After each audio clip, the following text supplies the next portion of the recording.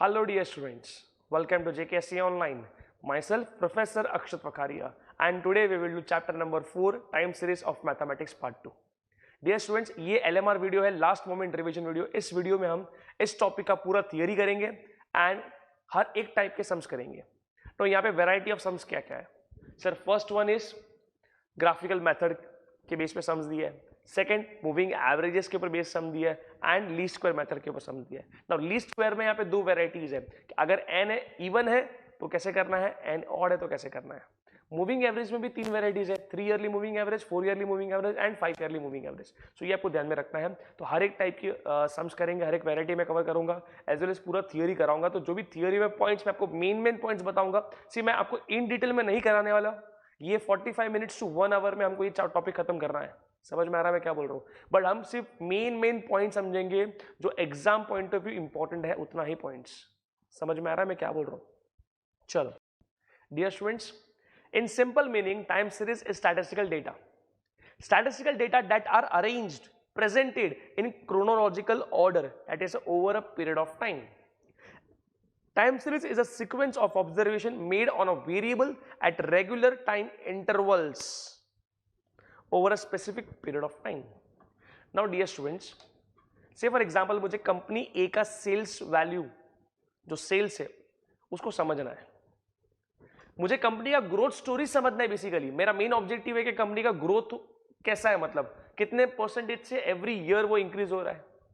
सो मुझे यहां पर लास्ट 10 इयर्स का डेटा चाहिए, 10 इयर्स का कंपनी ए का सेल्स का वैल्यू चाहिए। ठीक है, तो कंपनी ए का जो सेल्स वैल्यू है लास्ट 10 इयर्स का वो मैंने लिया एंड ऑन दैट बेसिस मुझे ये फोरकास्ट करना है कि नेक्स्ट ईयर में सेल्स कितना हो सकता है। समझ में आ रहा है मैं क्या बोल रहा हूं? तो मेरे पास यहाँ पे जो डेटा है वो ईयरली बेसिस पे, जरूरी नहीं है कि मैं डेटा यहाँ पे ईयरली बेसिस पे ही स्टडी कर सकता हूं, मैं मंथली बेसिस पे भी कर सकता हूं, मैं क्वार्टरली बेसिस पे भी कर सकता हूं, मैं डेली बेसिस भी कर सकता हूं, मैं आर्ली बेसिस पे भी डेटा स्टडी कर सकता हूं। इन शॉर्ट जो मेरे पास डेटा है एक वेरिएबल का is nothing but the what time series. So I hope आपको मेरा ये पॉइंट समझ में आ गया। समझ में आ रहा है मैं क्या बोल रहा हूं? Now analysis of time series, analysis of data help us to understand, to study past behavior as well as to forecast the future value. Now dear students, there are various factors that affects the variable. Now say for example sales की बात करता हूं मैं, कोई particular year में ज्यादा sales था, कोई पर्टिकुलर ईयर में बहुत कम सेल्स था, तो रीजन क्या है? Sales each and every year different है, कांस्टेंट नहीं है, कभी ज्यादा है कभी कम है, कभी इंक्रीज हुआ कभी डिक्रीज हुआ। तो बेसिकली यहाँ पर सर इंक्रीज हो रहा है, डिक्रीज हो रहा है, ज्यादा है, लोवेस्ट है, तो बेसिकली यहाँ पर there are various factor that affects that particular variable. अब वो फैक्टर्स को हम यहाँ पे डिवाइड किया है सर्टेन कंपोनेंट्स में, सर्टेन पार्ट्स में डिवाइड किया। मैं आपको बताता हूँ कौन से पार्ट में क्या क्या कंसेप्ट है। Now components of time series याद रखना है आपको, सिस्टमैटिक, अनसिस्टमैटिक। सिस्टमैटिक में क्या है? Secular, seasonal and cyclical variation. Unsystematic में क्या है? Irregular variation. ठीक है, आपको पूछेंगे कि अनसिस्टमैटिक पार्ट ऑफ या unsystematic components of time series, तो क्या आएगा यहाँ पे? Irregular variation. ये ध्यान में रखना है आपको। तो सिस्टमैटिक में 3 पार्ट है, secular, seasonal and cyclical variation. Unsystematic में only irregular variation. Now every time series has some और all of this components, some और all of this component. Now say for example right now 2020, now March I think 21 या 23 something, 21 I think so, उस time पे lockdown लग गया। ठीक है, 15-20 days का पहले लॉकडाउन लगा, देन लॉकडाउन एक्सटेंड होते गया। तो सडनली अगर मैं ऐसा बोलूं कि उस टाइम पे सबका बिजनेस यहाँ पे जीरो हो गया, सर लॉकडाउन लगा सब बंद हो गया ना, तो अगर कोई मुझे पूछेगा सर अप्रैल में कंपनी ए का सेल्स कितना है, तो जीरो है ना। जीरो सेल्स क्यों है? जस्ट बिकॉज के कोरोना वायरस आने की वजह से सेल्स वहां पे जीरो हो गया, बिजनेस बंद हो गया। उस पीरियड में कोई भी सेल्स नहीं हुआ, तो वो क्या है मेरा? वो है मेरा इरेगुलर वेरिएशन में आएगा। तो वो एवरी टाइम नहीं आता ना, वो कभी कभार आता है, अचानक से आता है। मतलब कोई भी फैक्टर जो अचानक से हुआ, जो सडनली हुआ, called as irregular variation. Only the systematic components of a time series are useful in forecasting its future value, not unsystematic part. Only systematic part, okay, that is secular, seasonal and cyclical, not irregular variation. Okay, तो secular trend में यहाँ पे कुछ points बता रहा हूँ, वो points आपको ध्यान में रखना है फॉर ऑब्जेक्टिव टाइप क्वेश्चन के लिए। सेक्युलर ट्रेंड और simple trend one and the same thing. It is a long term pattern of time series to move in upward और downward direction, does not include short term fluctuation but only consists of steady movement over a long period of time. Now population of a country has increasing trend over a years, seasonal variation में क्या होता है sir? Seasonal variation could be seen and calculated if the data are recorded quarterly, monthly, weekly, daily or hourly basis. Seasonal variation is measured with the help of seasonal indices which are useful for short term forecasting. समझ में आ रहा है? Now, यहाँ पर अगर मुझे short term forecast करना है, ठीक है, शॉर्ट टर्म फोरकास्ट करना है तो मुझे यहाँ पे सीजनल इंडाइसिस की हेल्प लेनी पड़ेगी. नाउ आपको इस टॉपिक में इन डिटेल दिया नहीं कि सीजनल इंडाइसिस होता क्या है, ठीक है. सो ये आपको टॉपिक अगर आप एफआई बीकॉम ऑप्ट करते हो तो एफआई बीकॉम में as well as CA foundation में भी इस टॉपिक का थोड़ा सा और इन डिटेल में दिया हुआ है. जब आप एफआई बीकॉम लोगे या फिर आप सीए फाउंडेशन ऑप्ट करते हो तो आपको इस टॉपिक के बारे में और इन डिटेल में आपको सीखने मिलेगा. सो राइट नाउ यहाँ पे जो जरूरी है, जो इंपॉर्टेंट पॉइंट्स है, बस वही मैं कवर करवा रहा हूँ एग्जाम पॉइंट ऑफ व्यू से. Now sale of cold drink rise in summer but fall in winter. Seasonal variation समझ में आ रहा है. Sale of clothes might go up in festival like Diwali, Christmas, Navratri, etc. as compared to other days. Seasonal variation. तो मतलब जब यहाँ पर सीजन का टाइम होता है, जब कोई फेस्टिवल्स है उस टाइम पे आपका सेल्स इंक्रीज हो गया, जब फेस्टिवल नहीं है तो उस टाइम पे सेल्स डिक्रीज हो जाता है. समझ में आ रहा है? तो फैक्टर क्या है सर? सेल्स क्यों इंक्रीज या डिक्रीज हो रहा है? इतना आई मीन टू से सडनली इंक्रीज क्यों हुआ, सडनली डिक्रीज क्यों हुआ? रीजन क्या है, फैक्टर क्या है सर? फैक्टर था यहाँ पर फेस्टिवल, मतलब वो क्या है? सीजनल फैक्टर है. वो कौन सा फैक्टर है सर? यहाँ पे सीजनल फैक्टर, मतलब ये seasonal variation that affects the sales value. Seasonal factor that affects the sales value. समझ में आ रहा है मैं क्या बोल रहा हूँ? Now cyclical variation is a long term oscillatory movement in values of a time series. Cyclical variation occurs over a long period. One complete round of oscillation is called a cycle, and cyclical variation are also termed as business or trade cycle. Now यहाँ पे 4 phases है: prosperity, recession, recovery and depression. So now prosperity, recession, depression, then recovery phase है ये, and then वापस again क्या है? prosperity, same recession period, depression and recovery phase. Now dear students, prosperity also called as boom period and depression called as doom period. ठीक है. Now irregular variation मतलब क्या sir? Sir अचानक से हो गया, ठीक है. वी डोंट नो, बेसिकली ये प्रेडिक्टेड नहीं होता, ये एक्सपेक्टेड नहीं होता, ये अनएक्सपेक्टेड, ये अनप्रेडिक्टेड है. तो irregular variation are called unexpected variation in time series caused by unforeseen events include natural disaster like floods, famines, political events like strike, international events like wars or other conflicts. Irregular variation do not follow any pattern, it cannot be predicted in advance. Irregular variation are also known as unexplained variation और unaccounted variation. ये आपको नाम याद रखना है, ठीक है. Now mathematical models of time series यहाँ पे based on secular trend, seasonal, cyclical and irregular variation. There are 2 standard mathematical models of time series, additive and multiplicative model. Now in additive model, secular trend, seasonal, cyclical and irregular variation का sum up होगा यहाँ पर, as well and in case of multiplicative model यहाँ पर चारों part का यहाँ पे मल्टीपल होगा, मल्टीप्लिकेशन होगा. Assume that 4 components are independent in case of additive model, in case of multiplicative model does not assume independence of 4 components. अच्छा, additive model में क्या होता है सर? चारों कंपोनेंट्स के जो यूनिट ऑफ मेजरमेंट रहेंगे वो सेम होंगे. वेयरएज इन मल्टीप्लिकेटिव मॉडल में जो सेक्युलर ट्रेंड होगा उसका कुछ ना कुछ यूनिट ऑफ मेजरमेंट होगा, एंड बाकी सारा पार्ट जो है मतलब others are expressed as percentage और रिलेटिव वैल्यूज. ठीक है. Trend expressed as unit of measurement, secular trend expressed as unit of measurement, and others are expressed as percentage or relative values. Hence multiplicative model are free from unit of measurement. ठीक है. Now magnitude of seasonal variation does not change as the series go up or down.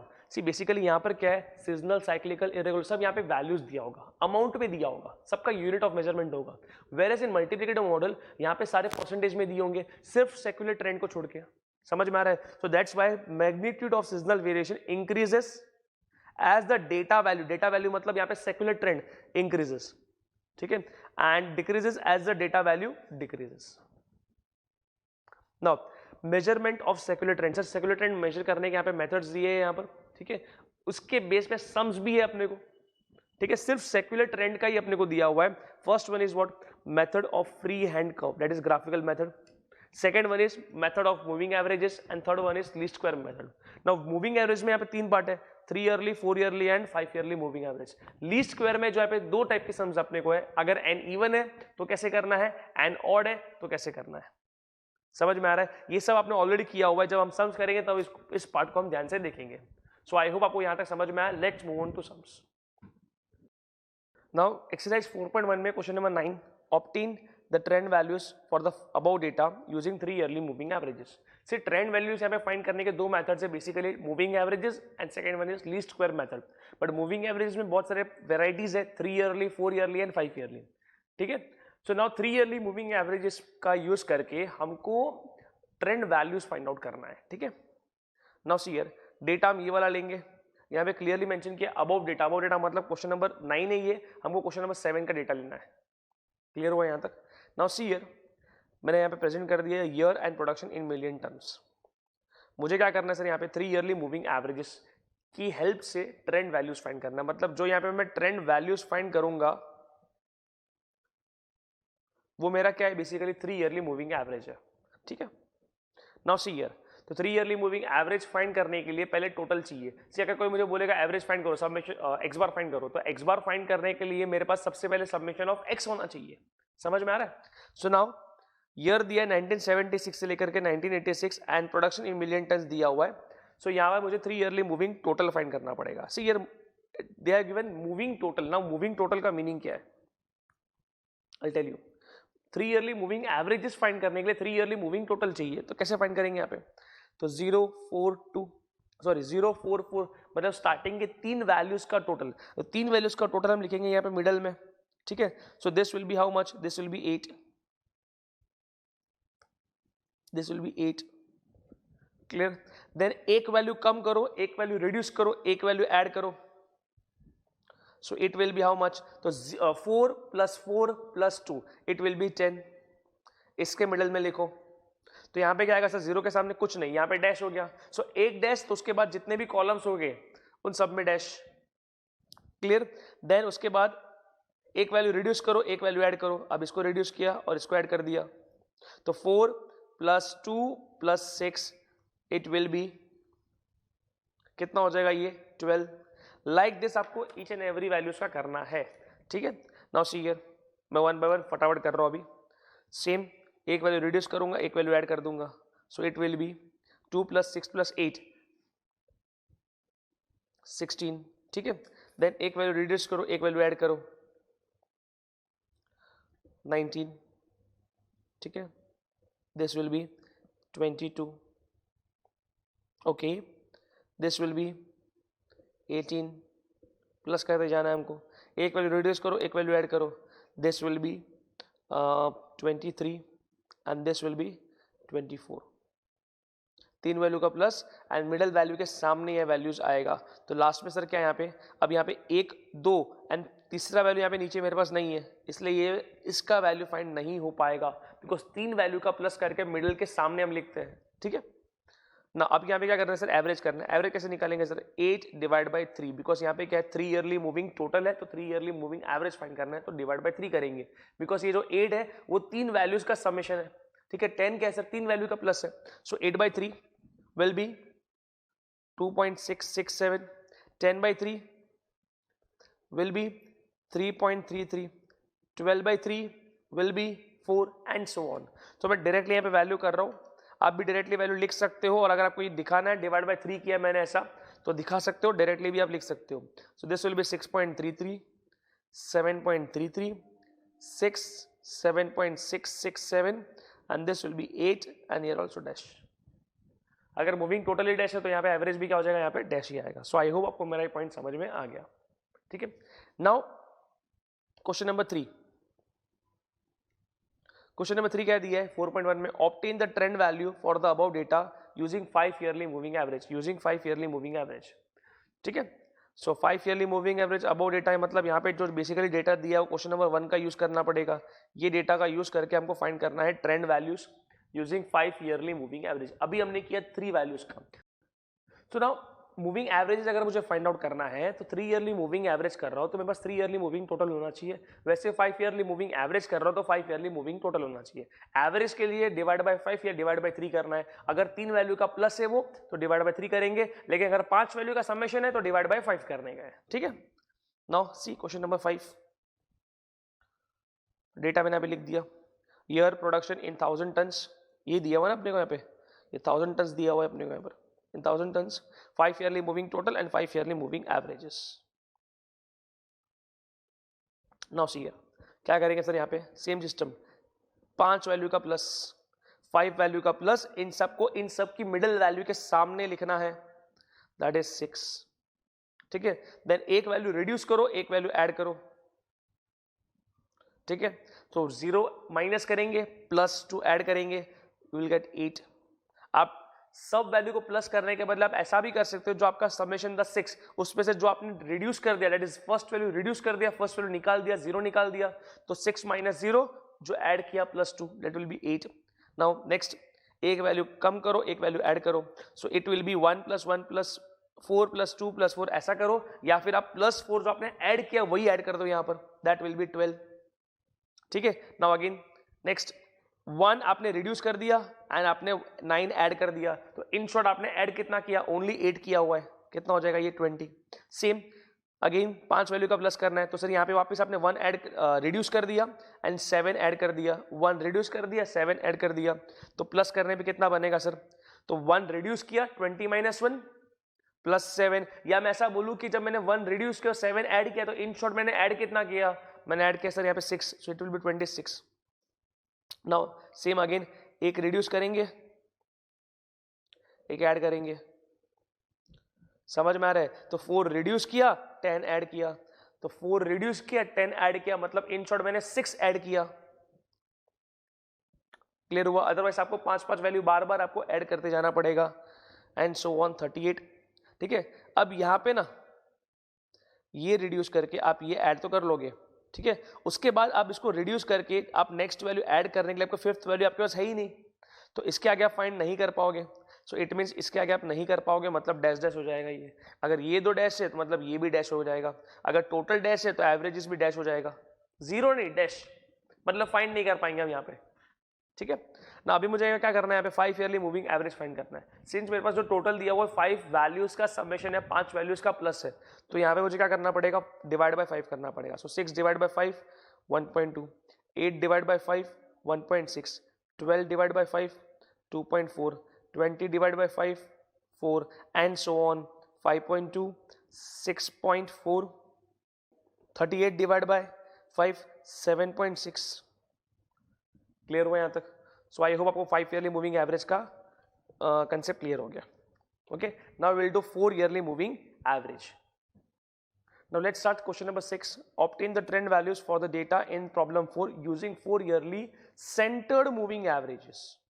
ठीक है, now question number 4 में हमको क्या करना पड़ेगा, sorry 6 में हमको प्रॉब्लम 4 का डेटा यूज करना है, तो इस डेटा का यूज करके हमको फाइंड करना है 4 ईयरली सेंटर्ड मूविंग एवरेज। इसका फॉर्मेट मैंने यहाँ पे बना दिया। इसमें मैं आपको एक ही टिप्स दूंगा कि जब भी आप इस डेटा को प्रेजेंट करते हो, ठीक है, सी अगर 3 ईयरली है 5 ईयरली है तो उसमें इश्यू नहीं आता है, वहां पे आप अगर आप ईयर अपॉन ईयर मतलब एक भी लाइन का अगर आप गैप नहीं छोड़ते हो यहाँ पे चलेगा, ठीक है। लेकिन जब भी आप 4 ईयरली मूविंग एवरेज करते हो, रिमेंबर वन थिंग, आपको 2 ईयर के बीच में सिर्फ और सिर्फ 1 लाइन का गैप देना कंपलसरी है, not more than not less than 1 line, exactly 1 line का गैप देना बहुत जरूरी है, ठीक है। नाउ क्यों सर, मैं सम करूंगा आपको समझ में आ जाएगा। नाउ सी हियर, लेस सबसे पहले क्या किया मैंने, 4 yearly moving average total, 2 unit moving total and 4 yearly centred moving average. Now see है, सबसे पहले 4 yearly moving total and 4 yearly moving average, ये 2 पार्ट पे आपको कॉन्सेंट्रेट करना है, ठीक है। उसके बाद वाला पार्ट हम बाद में समझेंगे। ये दो पार्ट समथिंग लाइक आपने 3 yearly and 5 yearly moving average में जैसे किया बस उसी वैसे करना है, बट यहाँ पे डिफरेंस एक ही बात का है कि मूविंग एवरेज जब 4 ईयरली मूविंग एवरेज करते हो डिवाइड बाय 4 करना है, एंड 4 ईयरली मूविंग टोटल करते हो मतलब 4 वैल्यूज का सम करना है, 4 वैल्यूज का प्लस करना है। So now see here 1 2 3 and 4, ये 4 वैल्यू का प्लस कितना वैल्यू हो जाएगा सर, 0 + 2 + 3 + 3 + 2, इट विल बी 8। 0 + 2 + 3 + 3 कितना हो जाएगा सर? ये 8 हो जाएगा। अब इन सब की वैल्यूज के बीच में लिखना है, मतलब सबकी वैल्यू सर यहाँ पे मिडिल में 2 वैल्यू बन रही है, तो इन 2 वैल्यू के बीच में लिखो, मतलब ईयर विल बी 8। इसीलिए मैंने आपको लाइन छोड़ने बोला था। समझ में आ रहा है मैं क्या बोल रहा हूँ? 3 ईयरली 5 ईयरली मूविंग एवरेज में लाइन छोड़ो ना छोड़ो कोई फर्क नहीं पड़ता, बट 4 ईयरली में आपको एक ही लाइन छोड़ना है और एक लाइन भी छोड़ना है। समझ में आ रहा है? नाउ नेक्स्ट, एक वैल्यू छोड़ दो, एक वैल्यू ऐड करो। So we will add 2 and we will reduce 0, we will get 10। इन सब की मिडल में लिख दो, सबकी मिडल मतलब ये वाला वैल्यू आ जाएगा, ठीक है। एंड देन ये 4 वैल्यूज लेंगे हम। एक वैल्यू रिड्यूस करो सीरीज में से, ग्रुप में से, ठीक है, एंड एक वैल्यू ऐड करो, तो 2 रिड्यूस किया, 4 ऐड किया, इट विल बी 12। इन चारों के मिडल में, सो इट विल बी 12, ठीक है। नेक्स्ट अगेन एक वैल्यू रिड्यूस करो ग्रुप में से एंड एक वैल्यू ऐड करो, सो 3 + 2 + 4 + 5 विल बी 14। इन सब के मिडल में लिखो सेम एस, मतलब उसी वजह से आपको आगे करते जाना है, ठीक है। Then you will get 17, then you will get 22 and then you will get 28। ये 4 वैल्यूज का प्लस करोगे, मिडल में लिखोगे, यू विल गेट 28। और उसके बाद 4 वैल्यू लेने जाते हैं, मतलब एक वैल्यू रिड्यूस करके न्यू वैल्यू ऐड करते हैं, बट न्यू वैल्यू है ही नहीं, और रिड्यूस कर दोगे तो मतलब 3 का ग्रुप बनेगा, 4 का ग्रुप बनने वाला नहीं है, तो उसके बाद हम फाइंड नहीं कर पाएंगे, तो इसके सामने डैश डैश आ जाएगा। सर सामने क्यों डैश लिखा आपने? मैं समझा तो 2 मिनट के बाद, 1 सेकेंड, ठीक, अभी नहीं। नाउ सेम ईयर, यहाँ पे भी डैश डैश हो जाएगा। नाउ मूविंग एवरेज कर रहे हैं, डिवाइड बाय क्या करना है यहाँ पे 4, so 8 divide by 4 you will get 2, 10 divide by 4 you will get 2.5, ठीक है, 12 divide by 4 you will get 3 and so on, तो दिस विल बी 3.5, ठीक है, this will be 4.25, this will be 5.5 and this will be 7, ठीक है। ये मैंने find कर लिया 4 yearly moving average. Now I have to find 2 unit moving total. Sir क्यों ऐसा करना है, क्यों आपने यहाँ पे एंड नहीं करेंगे? बिकॉज सी ये जो एवरेज की वैल्यू निकली है 2, 2.5, 3, 3.5, 4.25, 5.5 एंड 7, ये सारे वैल्यूज कोई भी ईयर के सामने नहीं है। ईयर के सामने वैल्यू आना चाहिए एवरेज का वैल्यू। समझ में आ रहा है? सो अभी हमको क्या करना है, अभी हमको 2 यूनिट मूविंग टोटल करना है, मतलब इन दोनों का प्लस करके डिवाइड बाय इन दोनों का प्लस करके मिडल में लिखेंगे, so you will gate 4.5, you will gate 4.5। इन दोनों का प्लस करेंगे अभी, देन मिडल में लिखेंगे, इट विल बी 5.5। अभी इन दोनों का प्लस करेंगे, मिडल में लिखेंगे 6.5। इन दोनों का प्लस करेंगे, मिडल में लिखेंगे 7.75। इन दोनों का प्लस करेंगे, यू विल गेट 9.75। इन दोनों का प्लस करेंगे, you will gate 12.5। So I hope आपको मेरा ये पॉइंट समझ में आ गया, ठीक है। नाउ डिवाइड बाय क्या करना सर, यहाँ पे 2 करेंगे। क्यों डिवाइड बाय 2 करेंगे? बिकॉज 4.5 है, it is sum of 2 and 2.5, sum of 2 and 2.5। So हम क्या करेंगे, यहाँ पे डिवाइड बाय 2 करेंगे, so 4.5 divide by 2 you will get 2.25। 5.5 divide by 2 you will get 2.75। See जो 2.25 है, 2.75 है, ये एवरेज ही है, ठीक है। बट ये देखो, ये वैल्यूज आपको कोई भी ईयर के सामने मिलेगा, ये ट्रिक है, ये टिप है आपको, ये मैंने आपको टिप्स बताया। समझ में आ रहा है मैं क्या बोल रहा हूँ? ये 2.25 किसके आया सामने? ये आया आपका 1978 के सामने आया। 1979 का क्या बन गया? 2.75, ठीक है। Now 6.5 divide by 2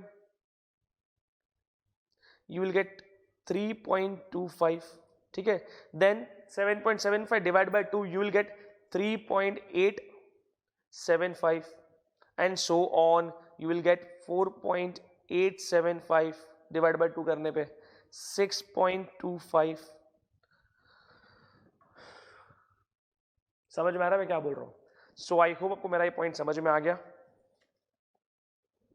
clear. सो यहां पे कुछ नहीं आएगा डैश, यहां पे कुछ नहीं आएगा dash, same over year.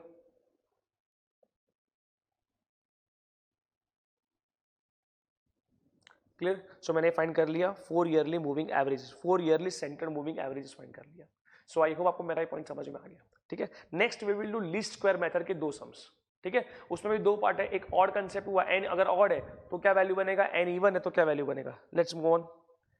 Now dear students, method of least square, इस मेथड से भी मैं ट्रेंड वैल्यू फाइंड कर सकता हूं, ठीक है। अभी तक हमने जो सीखा वो मूविंग एवरेजेस वाला कंसेप्ट सीखा, ठीक है। Now in this method equation of trend line are Y T is equal to A dash plus B dash into you.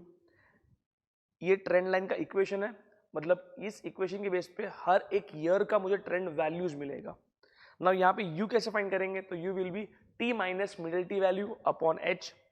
अच्छा, t मतलब क्या, ईयर।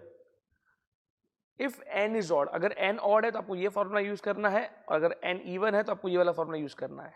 किसके लिए सर, u के लिए। t मतलब क्या sir, time, year.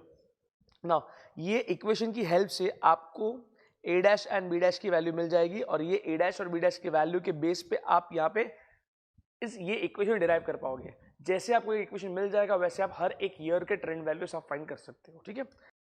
Now question number 2, exercise 4.1, use the method of least square to fit trend line in the date to the data in problem 1 above. Also obtain the trend value for the year 1975. Problem 1 का data use करना है हमको, ये data के base पे हम find out करेंगे। Now सबसे पहले जो फॉर्मेट है सम का, ध्यान देना यहाँ पर। सबसे पहले equation of trend line be y T is equal to A dash plus B dash into u, ठीक है। एन क्या है यहाँ पे, n is odd, sorry n क्या है यहाँ पे 11 विच इज ऑड। तो मिडिल टी वैल्यू, अभी देखो यहाँ पर एक सेकंड रुक जाओ। फर्स्ट इक्वेशन लिखने के बाद आपको u फाइंड करना पड़ेगा, बट u फाइंड करने के लिए पहले आपको ये चेक करना है कि आपका n का वैल्यू क्या है, वो ऑड है या इवन है। अकॉर्डिंगली आप क्या करोगे, यहाँ पे u का फॉर्मूला यूज करोगे। सिंस n मेरा ऑड था, इसके लिए मुझे ये वाला फॉर्मूला यूज करना है, और इसके लिए मिडिल टी वैल्यू कौन सा है, मिडिल ईयर कौन सा है, ये जितने भी ईयर्स यहाँ पे दिए उन सारे ईयर्स में, ठीक है, मिडिल वैल्यू कौन सा है, तो middle value is 1967, middle T year is 1967, ठीक है। So now n is equal to 11 which is odd, तो middle t value will be 1967। h क्या रहेगा यहाँ पे 1। सर 1 क्यों आया h, बिकॉज यहाँ पे हर एक ईयर में डिफरेंस कितना है, यहाँ पे 1 का डिफरेंस है। समझ में आ रहा है मैं क्या बोल रहा हूँ। लेकिन समझो यहाँ पे मेरा n इवन होता तो कंसेप्ट डिफरेंट होता u फाइंड करने के लिए। u के लिए फॉर्मूला अलग होता और उसके लिए मुझे ये वैल्यू फाइंड करना पड़ता। अब वो कैसे करना है, जब हम लोग इसके सम करेंगे तब बताऊंगा मैं आपको। फिलहाल हम लोग ऑड वाला कंसेप्ट का सम कर रहे हैं, तो उसके accordingly t is equal to 1967, ठीक है। मतलब t minus middle t value upon h, तो middle t value will be 1967, तो t माइनस 1967 अपॉन 1, तो ये वैल्यू मेरा बन गया u का। टू नॉर्मल इक्वेशंस, मैंने सिर्फ यहाँ पे इक्वेशंस लिख दिए जो यहाँ पर दिए थे। That will help us to find the value of a dash and b dash. But a dash b dash find करने के लिए हमको कुछ और वैल्यूज की भी रिक्वायरमेंट है। कौन सी वैल्यू की रिक्वायरमेंट है सर, समेशन ऑफ u। सी जब हम बोलते हैं एक्स बार का वैल्यू होता है summation of x upon n, या summation of f x upon summation of f. What is summation of f, what is summation of f x. Summation of f x का मतलब होता है एफ एक्स के column का total. Summation of f का मतलब होता है एफ के कॉलम का टोटल। समेशन ऑफ एक्स का मतलब होता है एक्स के कॉलम का टोटल। सेम वे में समेशन ऑफ यू का मतलब यू के कॉलम का टोटल, मतलब यहाँ पे यू का कॉलम बनेगा। ये तो समझ में आ गया, ठीक है। फिर मैं बोलूंगा यहाँ पे समेशन ऑफ वाई टी, तो वाई टी के कॉलम का टोटल, u के कॉलम का टोटल, ठीक है। उसके बाद यहाँ पे आ गया समेशन ऑफ u स्क्वायर, तो u स्क्वायर के कॉलम का टोटल। फिर summation of u into y t आ गया, तो u इंटू वाई टी के कॉलम का टोटल। जब भी आपको समेशन देंगे उसका अलग से कॉलम बनेगा, दैट्स इट। इसीलिए मैंने पहले यहाँ पे लिख दिया two normal equations are, and then जो इक्वेशंस है उसके अकॉर्डिंगली किसके किसके कॉलम की रिक्वायरमेंट है सर। सर मुझे यहाँ पे रिक्वायरमेंट है 1 वाई टी का, u का, u स्क्वायर का, u इंटू वाई टी का, ठीक है। इतना तो मुझे चाहिए to find the value of a dash and b dash. तो मैंने यहाँ पे क्या कर दिया, year production that is y t, ठीक है। Year means t, u square, u into y t, and then trend values, हर एक ईयर का ट्रेंड वैल्यूज। समझ में आ रहा है मैं क्या बोल रहा हूं। सो नाउ तो u is equals to what, t minus 1967। चलो तो t माइनस 1967 मतलब ये वाला पार्ट है, ओके ठीक है। तो 1967 माइनस 1967 मैं यहीं से स्टार्ट करूंगा। स्टूडेंट्स यहाँ से स्टार्ट करते हैं, हम यहाँ से स्टार्ट नहीं करेंगे, हम क्या करेंगे, यहाँ से स्टार्ट करेंगे, ठीक है। 0 1968 माइनस 1967 विल बी 1 2 3 4। समझ में आ रहा है। वैसे हम रिवर्स में जाएंगे तो 1966 माइनस 1967 विल बी -1, देन इसका -2 बनेगा, -3 बनेगा, -4 बनेगा, -5 बनेगा। यहाँ पे क्या है, यहाँ पे 5 बन जाएगा। सो इसका टोटल करने पे ऑलवेज 0 आएगा। ऑलवेज 0 आएगा, ये ध्यान में रखना है आपको, ठीक है। अब क्या करना है सर, अभी यू स्क्वायर करना है, तो यू स्क्वायर का वैल्यू कितना आएगा, यू स्क्वायर का वैल्यू विल बी 25 16 9 4 1 0, ठीक है। देन 1 4 3 16 25, अच्छा ये 3 नहीं आएगा, यहाँ पे 9 आ जाएगा, टोटल करो यहाँ पे। Now dear students, u into y t करना है, तो u का वैल्यू एंड वाई टी का वैल्यू मल्टीपल करके वैल्यू ये मिल जाएगा अपने को, ठीक है। सो ध्यान रखना ये चीज़। सो -5 इंटू 0 विल बी, ये 0 हो जाएगा, 0 into -4 will be 0, 1 into -3 will be -3, 1 into -2 will be -2 and so on. 18 27 40 and 40, ठीक है। -3 -2 -4 0 4 18, अच्छा 7 इंटू 3 विल बी 21 हो जाएगा, ठीक है। 10 into 4 will be 40, 8 into 5 will be 40, done. यहाँ तक क्लियर। अब इसका टोटल कर लो, समझ में आया मैं क्या बोल रहा हूँ। नाउ इसका टोटल करने पे वैल्यू कितना आ रहा है, दिस विल बी 110, ठीक है। इसका वैल्यू बन जाएगा कुछ 46 and this will be 114। See positive value में से आपको नेगेटिव वैल्यू माइनस करना है, वही वैल्यू मैंने को यहाँ पे लिख दिया 46, summation of u is 0, summation of u square is 110 and summation of u into yt will be 114। Now dear students, हमको फाइंड करना है a dash and b dash, तो जो अपने पास ये इक्वेशन था ना बेसिकली, बस उसके अंदर वैल्यूज पुटअप करो, a dash and b dash का वैल्यू फाइंड आउट करो। एक सिंपल लॉजिक है, एक चीज यहाँ पे बताता हूँ मैं। सी ये वाला पॉइंट, समेशन ऑफ u का वैल्यू 0 होता है, हमको पता है, ये हमने देखा अभी, ठीक है। तो अगर ये समेशन ऑफ u 0 है तो मल्टीपल b डैश करने पे ये 0 बन जाएगा, अगर ये पूरा पार्ट 0 बन जाएगा देन a डैश मिल जाएगा फर्स्ट इक्वेशन से, एंड सेकेंड इक्वेशन से मुझे यहाँ पे b डैश मिलेगा बिकॉज ये वाला पार्ट 0 बन जाएगा, ठीक है। Now see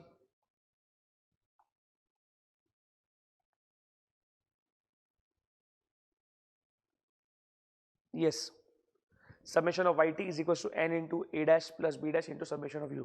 summation of u का वैल्यू 0 जाता है and values I mean two से दैट summation of yt का वैल्यू पुट किया, n का वैल्यू पुट किया, सॉल्व किया, we got the value of a dash। क्या मिल गया हमको, a dash का वैल्यू मिल गया, that is 4.18।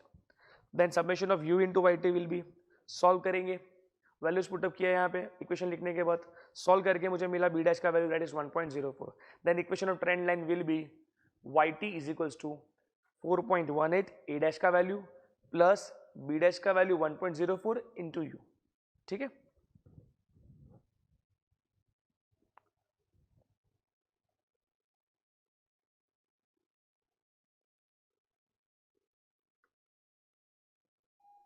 Into you, clear यहां तक। नाउ डियर स्टूडेंट्स, अब हमको क्या करना है सर, यहाँ पे ट्रेंड वैल्यूज फाइंड करनी है। सर ये वैल्यू फाइंड कैसे करेंगे, एक मैजिक दिखाता हूँ मैं आपको, ध्यान से समझना। सबसे पहले आप क्या करना है, आपको ये वाला पॉइंट फाइंड करना है, दैट इज 1967 का। 1967 का वैल्यू फाइंड करोगे बिकॉज ये केस में इसका वैल्यू बनता है 0, ठीक है।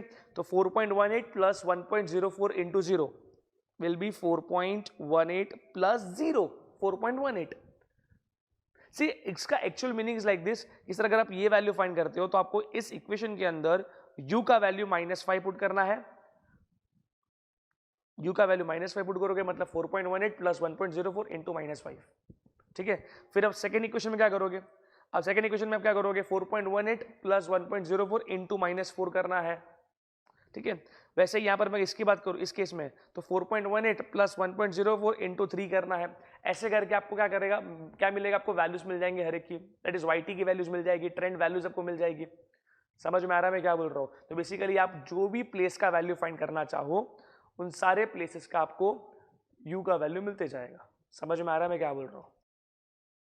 सो नाउ हम क्या करेंगे, यहाँ पे हर एक का वैल्यूज फाइंड करना है, तो लेकिन हर एक के वैल्यूज फाइंड करने के लिए आप बार बार u का वैल्यू पुट नहीं करोगे, ठीक है। इसके लिए मैं आपको ट्रिक बता रहा हूँ, ट्रिक ध्यान से समझना। फर्स्ट केस में मैंने क्या कर दिया, जीरो वाला पार्ट फाइंड कर लिया। सी u का वैल्यू फाइंड करना होता है, बात सही है, लेकिन मैं आपको एक ट्रिक दिखा रहा हूँ, ध्यान से समझना। सेकेंड ये वाला केस में, इस वाले केस में मैं क्या बोलूंगा, तो 4.18 प्लस 1.04, 4.18 प्लस 1.04 इंटू 1, ठीक है। तो मैं ऐसा बोलूंगा इसका वैल्यू बन जाएगा मेरा कुछ, that is 4.18 plus 1.04 into 1। Sir कितना वैल्यू आता है? This will B, sorry,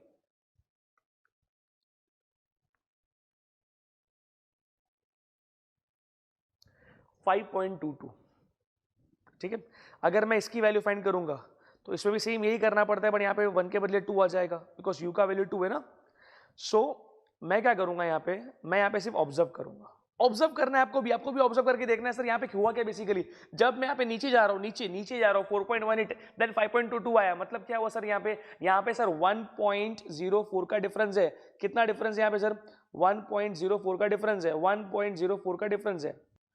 so basically जब मैं नीचे जा रहा हूँ यहाँ पर तो 1.04 ऐड हो गया, ठीक है। तो वैसे अगेन मैं नीचे जाऊंगा तो क्या बनेगा, ये बनेगा 6.26, अगेन 1.04 ऐड करेंगे 7.30, अगेन 1.04 ऐड करेंगे 8.34, अगेन 1.04 ऐड करेंगे, इट विल बी 9.38। तो समझ में आ रहा है मैं क्या कर रहा हूं? तो अब एक काम करो, आप क्रॉस वेरीफाई करो, आप ये वैल्यू क्रॉस वेरीफाई करो, 4.18 प्लस 1.04 इंटू यू के बदले 5 पुट कर लो एंड चेक करो आपको वैल्यू मिल रहा है कि नहीं। समझ में आ रहा है? सिर्फ दो वैल्यूज फाइंड करना है, सिर्फ दो वैल्यूज फाइंड करना है। दो वैल्यू फाइंड करके आपको ऑब्जर्व करना है कि जब मैं नीचे गया यहां पर तो मुझे 1.05 मेरा वैल्यू, 1.04 मेरा वैल्यू ऐड हो गया, बढ़ गया, इंक्रीज हुआ। तो आपको नीचे आना है एंड 1.04 ऐड करते जाना है नीचे। और जब आप रिवर्स जाओगे, अगर आप इसको रिवर्स जाते हो, reverse, so we can say that sir 1.04 यहाँ पे डिक्रीज हो रहा है, 1.04 यहाँ पे डिक्रीज हो रहा है, 1.04 यहाँ पे डिक्रीज हो रहा है। So I will say that over here it will be 3.14 decrease, 1.04, 2.10, then 1.06, then आगे क्या बनेगा, आगे 1, दिस विल बी मेरे हिसाब से बन जाएगा वैल्यू 0.02, ठीक है। अगेन -1.02, 1.04 डिक्रीज करते गया यहाँ पर। मैंने सिर्फ दो वैल्यूज फाइंड किया, मिडल क्या है उसके बेस पे मैंने ऑब्जर्वेशन किया। अच्छा आप चाहो तो चेक कर लो, ये 4.18 प्लस 1.04 इंटू -5 करके देखो आपका वैल्यू बन रहा है कि नहीं। समझ में आ रहा है मैं क्या बोल रहा हूँ? बस ये आपको ट्रेंड वैल्यू समझ में। मैं चाहता हूँ वीडियो को आप पॉज करो, समझो एंड देन आगे हम करेंगे सॉल्व। सो आई होप आपको ये पॉइंट समझ में आ गया, ट्रेंड वैल्यू कैसे फाइंड करना है। नाउ हमको और एक पॉइंट बोला है, obtain the trend value for the year 1975। तो 1975 का ट्रेंड वैल्यू अलग से फाइंड करना है, बट 1975 का ट्रेंड वैल्यू फाइंड करने के लिए हमको क्या चाहिए? सबसे पहले यू चाहिए। तो पहले हम यू फाइंड करेंगे, trend value for the year 1975, u is equals to t minus 1967। तो 1975 माइनस 1967 करेंगे तो 8 मिल जाएगा। अब yt का जो इक्वेशन था उस इक्वेशन में u का वैल्यू पुट करना है, तो y 1975, ठीक है। ये क्या, ये ट्रेंड वैल्यूज है बिकॉज ये इक्वेशन ट्रेंड वैल्यू फाइंड करने के लिए है ना। तो 4.18 प्लस 1.04 इंटू 8 सॉल्व करेंगे, हमको मिलेगा 12.5 इन 1000 टन्स। समझ में आ रहा है मैं क्या बोल रहा हूँ? नेक्स्ट एक और सम मैंने लिया जो इवन, जब आपका n इवन होता है उस बेस पे।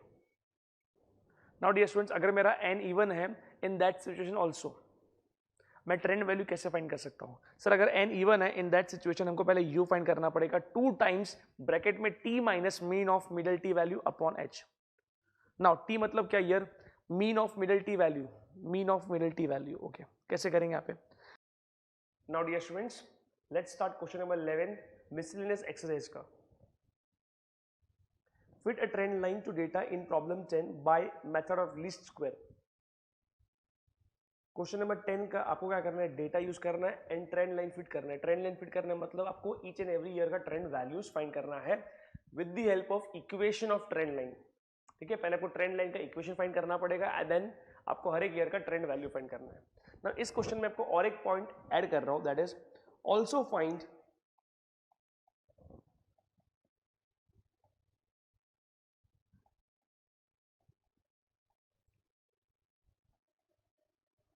Also find trend value for the year 1988। ठीक है, तो आपको ट्रेंड लाइन फाइंड फिट करना है एंड ट्रेंड वैल्यू फाइंड करना है 1988 का। ट्रेंड लाइन फिट करना है इसका मतलब भी यही होता है कि ईच एंड एवरी ईयर का आपको ट्रेंड वैल्यूज फाइंड करना है with the help of equation of trend line. ठीक है। तो सबसे पहले आपको इक्वेशन फ्रेम करना पड़ेगा कि भाई ट्रेंड लाइन का इक्वेशन क्या होगा। सो ट्रेंड लाइन का equation is a dash plus b dash into u। Now what is u? u कैसे फाइंड करेंगे सर? सर u फाइंड करने के दो फॉर्मूलाज है। सी लीस्ट स्क्वायर मेथड में भी दो मेथड है। एक मेथड हमने ऑलरेडी कर लिया है, इसके पहले वाला सब जिसके अंदर n ऑड था। अब यहाँ पे n क्या इवन है। सी हमको यहाँ पे 8 ईयर्स का डेटा दिया है, n क्या दिया यहाँ पे इवन दिया है। अगर n इवन है तो उसमें u फाइंड करने का मेथड अलग है, n ऑड है तो उस केस में u फाइंड करने का मेथड अलग है। ठीक है, तो n ऑड होता है वो वाला कंसेप्ट हमने ऑलरेडी पढ़ लिया, n इवन है उस कंसेप्ट का हम कर रहे हैं। सिर्फ मेथड यहाँ पे सिर्फ u का सिर्फ चेंज होता है बेसिकली फॉर्मूला, बाकी सब सिस्टम जो है मतलब जो स्टेप्स है वो सब सेम रहेगा। समझ में आ रहा है मैं क्या बोल रहा हूँ? Now see here dear students, अगर n आपका इवन है तो आपका u का फॉर्मूला क्या बनेगा, 2 into t minus mean of middle t value. n और था तो क्या किया आपने, वो ऑलरेडी आपने समझ लिया पहले वाले सब में। सो यहाँ पर क्या है, n इवन है तो अगर n इवन है इन दैट सिचुएशन u का formula will be 2 times t minus mean of middle t value, ठीक है, डिवाइड बाय h। क्लियर? जैसे आपको u मिल जाएगा ऑन दैट बेसिस आपको यहाँ पर इक्वेशन यूज करना पड़ेगा। जैसे आपको u मिलेगा on that basis you have to find u के बेस पे u square u into y t. Sir ये सब क्यों करना है हमको, वाई टी का टोटल, ये सब टोटल हमको क्यों करना है, ये सब वैल्यूज क्यों फाइंड करनी है? बिकॉज आपको ट्रेंड लाइन फिट करना है, ठीक है, आपको ट्रेंड वैल्यूज फाइंड करना है। तो equation is what, a dash plus b dash into you, a dash plus b dash into you. But a dash b dash हमको किससे मिलेगा sir, a dash b dash मिलेगा आपको ये दो इक्वेशन से मिलेगा, और ये दो इक्वेशन में a डैश b डैश मिलने के लिए आपको समेशन ऑफ वाई टी चाहिए, समेशन ऑफ u चाहिए, समेशन ऑफ u स्क्वायर चाहिए, summation of u into y t चाहिए। तो ये चार वैल्यूज की रिक्वायरमेंट है, ठीक है। ये चार वैल्यूज हमको रिक्वायर्ड है just to find a dash and b dash. तो ये चार वैल्यूज हमको कैसे मिलेगा सर, ये आपको फाइंड करना पड़ेगा। समेशन ऑफ u स्क्वायर का मतलब क्या होता है, u स्क्वायर के कॉलम का टोटल, तो u स्क्वायर का कॉलम बनेगा। समेशन ऑफ u का मतलब होता है u के कॉलम का total. Sum of u into y t means u into y t के कॉलम का टोटल, ठीक है।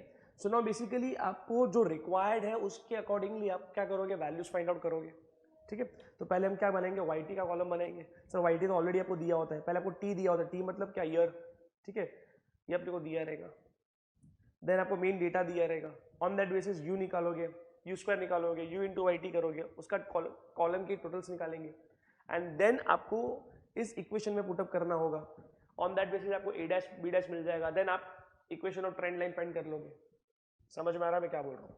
नाउ सी ओवर हियर, जो मैंने आपको समझाया है बस वही मैंने स्टेप्स यहाँ पर किया है टू सेव द टाइम।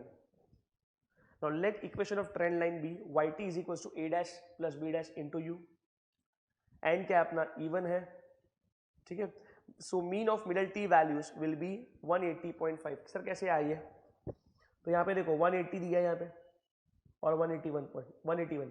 सो ये दो ही वैल्यू जो है सबसे मिडल में है, ठीक है। सो इन दोनों का मीन लेने का, इन दोनों का मीन लेंगे तो क्या बनेगा sir, 180 plus 181 divide by 2, so it will be 180.5, ठीक है। Mean of middle t value 180.5, so t minus 180.5 into 2 divide by h, so is equal to 2 times t minus 180.5। Clear? Now two normal equations are summation of yt is equals to n into a dash plus b dash into summation of u। वो दोनों equation मैंने यहाँ पे लिख दिया है, this is one, this is two. Now on that basis मुझे क्या करना है, यहाँ पे कॉलम रेडी करना पड़ेगा। दैट इज किसका कॉलम रेडी करना पड़ेगा सर, मुझे रेडी करना पड़ेगा यहाँ पर u का, u स्क्वायर का, u इंटू वाई टी का, बिकॉज उसके कॉलम का टोटल मुझे चाहिए। Now dear students, u find out करना है। सर u कैसे करेंगे, so u is equal to what, 2 into t minus 11980.5, ठीक है। ये हमने ऑलरेडी यहाँ पे देख लिया था डियर स्टूडेंट्स। देखो यहाँ पर u का वैल्यू 2 इंटू टी माइनस 1980.5, तो सेम ओवर ईयर u का वैल्यू पुट कर दिया। अब क्या करना है, मुझे u फाइंड करना है। तो u मैं फाइंड करना स्टार्ट करूंगा मिडल से, ये दो मिडल वैल्यू थी ना, तो मिडल से मैं फाइंड करना स्टार्ट करूंगा। तो सबसे पहले मैं स्टार्ट कर रहा हूँ 1981 का, ठीक है। सो 1981 minus 1980.5 that will be 0.5 into 2 will be 1, ठीक है। 1982 minus 1980.5 will be 1.5 into 2 will be 3, समझाइए, एंड सो ऑन। और हर एक ईयर में 1 का ही डिफरेंस है, कोई भी ईयर यहाँ पे गैप नहीं है। तो आप मैं यहाँ पे अज्यूम कर लूंगा ये 5 होगा, ये 7 होगा, आप चेक कर सकते हो, ठीक है। अकॉर्डिंगली 1980 दिया है माइनस 1980.5, इस कंसेप्ट के लिए मेरा t will be 1980.5, sorry t will be 1980, so 1980 minus 1980.5 will be minus 0.5 into 2 will be minus 1, so minus 1, so accordingly यहाँ पर जो यहाँ पे वैल्यू बना बस वही यहाँ पे रिफ्लेक्ट हो जाएगा, it will be -3 but opposite sign हो रहा है यहाँ पर, ठीक है। नाउ अब मुझे करना है यहाँ पे u स्क्वायर विल बी 49 25 9 1 1, ठीक है, 9 25 and 49, summation of u into yt will be, summation of u into yt will be, अब क्या करना है आपको u and yt का मल्टीप्लीकेशन करना है, so it will be -7 0 -9, 8 into -9 will be -8, 10 12 25 and 56, and अभी सब का टोटल करना है, समझ में आ रहा है मैं क्या बोल रहा हूँ, इन सब का हम टोटल करेंगे। सी अगर आप u का टोटल करोगे तो ये ऑलवेज 0 आएगा और चेक करने का कि 0 आया कि नहीं आया, समझ में आ रहा है, 0 आना चाहिए बेसिकली, ठीक है। सो नाउ डियर स्टूडेंट्स, सो इसका वैल्यू बनेगा 39 yt का value, summation of u square will be 168, summation of u into yt में आपको क्या करना है, पॉजिटिव वैल्यूज में से नेगेटिव वैल्यू निकाल देना है, देन यू विल गेट 79, ठीक है। सो ये टोटल मैंने यहाँ पे लिख दिया नीचे, summation of u square, summation of u into yt, summation of yt and, ठीक है। एंड देन जो दो नॉर्मल इक्वेशन बेसिकली मैंने आपको आगे सिखाया था, बस उस इक्वेशन का यूज करके आपको a dash and b dash find out करना है, ये हमने ऑलरेडी सीखा था पहले वाले सम में, ठीक है। सी डियर स्टूडेंट, मुझे सिर्फ आपको एक ही पॉइंट बोलना है कि दोनों कंसेप्ट में डिफरेंस सिर्फ u फाइंड करने का मेथड है, समझ में आ रहा है। u अगर n अगर ऑड है तो u का कंसेप्ट अलग है, n इवन है तो u का कंसेप्ट अलग है, मतलब दोनों केस में u का फॉर्मूला डिफरेंट है, बाकी सब करने का मेथड स्टाइल सब सेम रहेगा। So now see here, values put up किया मैंने, समेशन ऑफ u मेरा 0 बनेगा, तो ये पूरा पार्ट 0 हो गया, अब मुझे a डैश मिल जाएगा इस फॉर्मूला से, सेम एज दूसरे फॉर्मूला में मुझे b डैश मिल जाएगा। ना यहाँ पे मेरा वैल्यू बन रहा था a डैश का, दैट इज 4.875, तो मैं थर्ड वैल्यू फाइंड करूंगा, बट थर्ड वैल्यू के बेस पे मैं सेकंड वैल्यू को राउंड ऑफ कर दूंगा, ठीक है। This will be 4.88। Now see here second formula मैंने क्या किया यहाँ पे, सेकंड फार्मूला से मैंने फाइंड कर लिया b dash, because second formula में a dash into summation of u है, तो ये पूरा पार्ट 0 हो जाएगा, ठीक है। तो b डैश मुझे मिल गया 0.47, मैंने यहाँ पे राउंड ऑफ का साइन दिया है a डैश के अंदर, ध्यान देना। नाउ ऑन दैट बेसिस मुझे इक्वेशन ऑफ ट्रेंड लाइन मिल जाएगा, समझ में आ रहा है। अब यही वैल्यू मुझे, अच्छा वन मोर थिंग, यहाँ पे मैंने 0.47 u आएगा, ठीक है। अब ये वैल्यू मैं यहाँ पे पुट कर दूंगा, दिस विल बी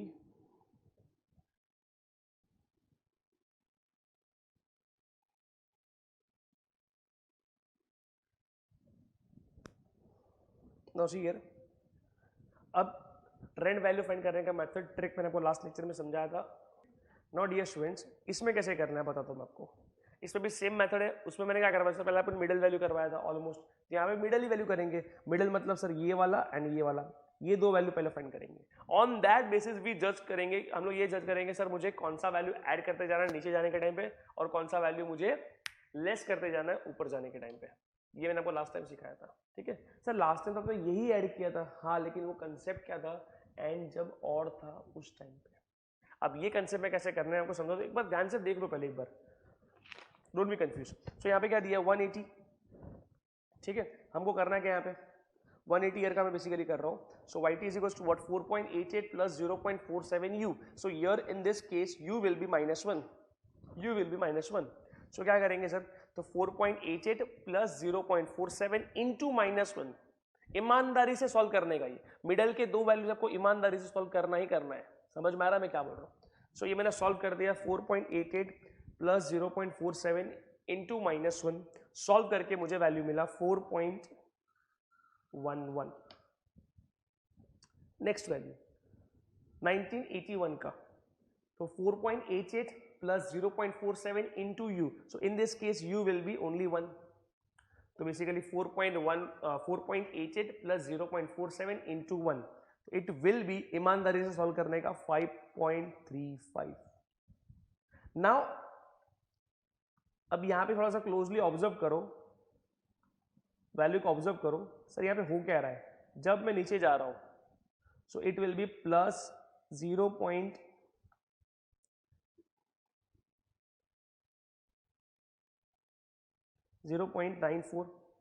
क्या हो रहा है सर यहाँ पे, प्लस 0.94।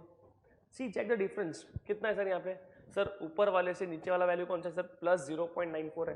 तो मैं अगर बोलूँ, अगर मुझे और नीचे जाना है, आप प्रॉपरली सॉल्व करोगे तो भी वही आंसर आएगा, जो ट्रिक से मैं बता रहा हूँ वही भी सेम आंसर आएगा। क्या करना है सर, आप जब नीचे जाओगे ना यहाँ पर, तो प्लस 0.94 ऐड करते जाओ, समझ में आ रहा है। तो 5.35 plus 0.94 it will B 6.29 plus 0.94 it will be 8.17 plus 0.94 it will be 9.11।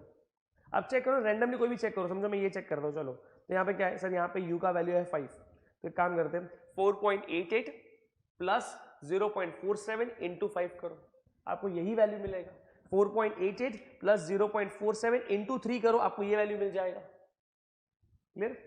चलो, लेकिन सर जब मैं ऊपर जा रहा हूं, सो इन दैट सिचुएशन ये हो रहा है सर माइनस 0.94। क्या हो रहा है सर, ये माइनस 0.94। क्या हो रहा है ये सर, माइनस 0.94, माइनस 0.94। तो क्या करने का, तो 4.11 माइनस 0.94 करने का। सी अगर मैं 5.35 में माइनस 0.94 करूंगा तो 4.11 मिलेगा। 4.11 माइनस 0.94 करो, यू विल गेट 3.47 माइनस 0.94 करो, यू विल गेट 2.53 माइनस 0.94 करो, यू विल गेट 1.59। समझ में आ रहा है मैं क्या बोल रहा हूँ? सी आपको चाहिए, एक काम करो, रैंडमली चेक करो। एक काम करो, ये क्या है 4.88 है ना, तो 4.88 प्लस 0.47 इंटू माइनस 5 कर, आपको ये मिलेगा 4.88 प्लस 0.47 इंटू माइनस 7 करो, you will get this value. समझ में आ रहा है? तो मिडिल के दो वैल्यूज करो, उसके अकॉर्डिंगली आप पूरा ट्रेंड वैल्यू फटाफट कर सकते हो। वरना ये सम आप नॉर्मल वे से करने जाओगे, बार बार यू का वैल्यू चेंज करके करने जाओगे, तो प्रोबेबली पॉसिबल है आपका ये टाइम पे कंप्लीट सम नहीं होगा। ये सम 4 मार्क का है, आपको ये सम मैक्स टू मैक्स 8 मिनट्स में कंप्लीट करना चाहिए। मैक्स टू मैक्स कैसे 8 मिनट में? 8 मिनट से ज्यादा आपको देना नहीं है, 8 मिनट से ज्यादा आपको देना नहीं है कोई भी सम में। 4 मार्क का समय 8 मिनट्स, 3 मार्क का समय 6 मिनट्स, 2 मार्क का समय 4 मिनट्स। अगर ऐसा करोगे तब जाके आपका 80 मार्क्स का पेपर 160 मिनट में कंप्लीट होगा, एंड टाइमिंग आपको एग्जाम में 180 मिनट मिलता है। 20 मिनट बचता है, 20 मिनट में पेपर चेकिंग का टाइम लगता है, कुछ आपने करेक्शन किया होगा, कुछ आपका सम छूट गया होगा, थोड़ा सा आपका कैलकुलेशन बाकी रहेगा, ठीक है। या फिर आपको जो सप्लीमेंट आपने ली है वो बीच बीच में आप सप्लीमेंट लेते हो, मतलब आई मीन तो मेन आंसर बुक तो पहले मिल जाता है एग्जाम टाइम पे, बट अगर बीच में अगर आपको सप्लीमेंट की रिक्वायरमेंट है, तो जितने भी सप्लीमेंट्स लोगे, डिटेल्स फिल करोगे, वो भी टाइम उसमें कंसिडर होता है। तो वो 20 मिनट्स मैंने उसमें पकड़ा, ठीक है। अगर आपको ऑन टाइम पेपर कंप्लीट करना है तो आपको ईच एंड एवरी सम जितने मार्क्स का है मल्टीपल 2 कर दो, उतना मिनट आपको देना है मैक्सिमम केस में। उससे कम टाइम में करने की कोशिश करने का, बट मैक्स टू मैक्स आप उतना टाइम दे सकते हो। 4 मार्क के सम में 8 मिनट्स, 6 मार्क के सम में, सॉरी 3 मार्क के सम में 6 मिनट्स, 3 मार्क्स के सम में 6 मिनट, 2 मार्क्स के सम में 4 मिनट। समझ में आ रहा है मैं क्या बोल रहा हूं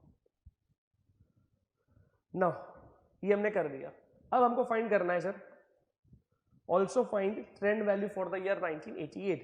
तो 1988 के केस में आपको क्या करना है,